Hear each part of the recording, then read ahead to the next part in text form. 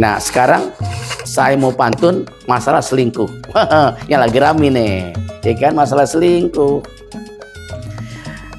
Duduk di bangku badan keringetan, minum susu pakai tatakan.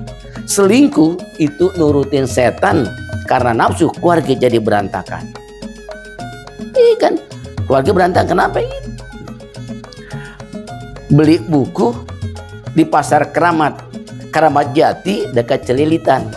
Selingkuh kata nikmat, hati-hati bisikan setan. Udah kejadian nih, berantakan keluarga.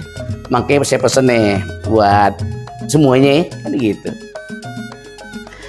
Jangan suka jalan di tepi jurang tidak terjaga. Jangan suka bermain api kalau kita sayang sama keluarga, ya. Gitu aja dah pesan saya, ya. Semoga bermanfaat.